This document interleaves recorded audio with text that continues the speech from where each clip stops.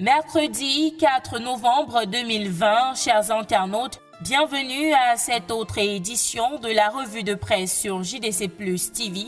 Plusieurs sujets sont relayés par la presse ce jour, au rang desquels l'enlèvement de 11 enseignants de la Presbyterian School à Kumbo, dans le département du Mbui, par des séparatistes. C'est une information relayée par le quotidien Le Jour qui nous fait savoir que l'incident s'est déroulé hier mardi 3 novembre en matinée. D'après le quotidien Bleu, ils ont assailli l'école et demandé aux enfants de rentrer et de ne pas revenir et ont ensuite pris avec eux 11 staffs de cette école de religieux. Les détails sont à lire en page 3 du quotidien Le Jour, édition de ce mercredi. Toujours dans cette édition du quotidien Le Jour, retrouvez la liste des 24 lions indomptables convoqués pour la double confrontation contre le Mozambique en éliminatoire de la CAN 2022 en page 9.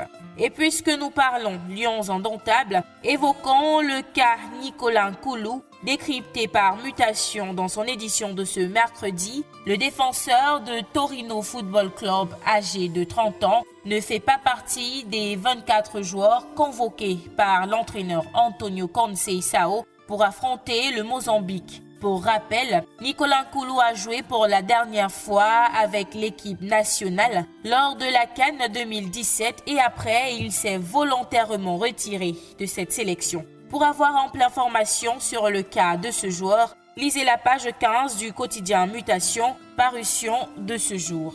Mutation fait aussi écho de l'enlèvement de 11 enseignants de la Presbyterian School à Kumbo. Les familles restent sans nouvelles de ces seigneurs de la craie presque 24 heures après leur kidnapping.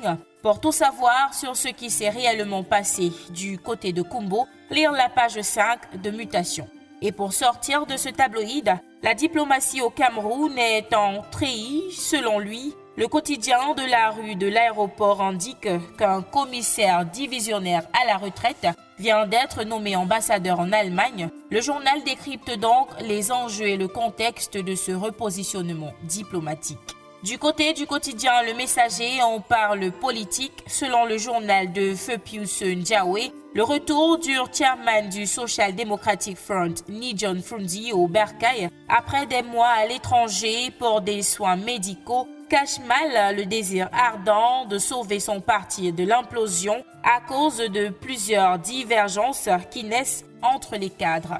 À présent, parlons économie avec Cameroun Tribune. Le journal titre « Projet de budget 2021, la dernière touche ». Il écrit ensuite qu'à l'issue du conseil de cabinet hier à Yaoundé, le Premier ministre, chef du gouvernement Joseph Diangoute, a prescrit au ministre des Finances de boucler en urgence ce texte en tenant compte de la rationalisation et de la priorisation des dépenses publiques. Nous restons en économie pour parler débuscage des fonctionnaires fictifs. Kalara nous apprend que 21 cadres du ministère des Finances sont en jugement pour des missions fictives. Ils sont accusés d'avoir usurpé les bulletins de solde des fonctionnaires des autres administrations pour soutirer de l'argent à l'État. Ce préjudice, d'après Kalara, est estimé à 650 millions de francs CFA. Le journal ajoute que l'enquête qui a mené à cette conclusion esquive un secrétaire général et un directeur général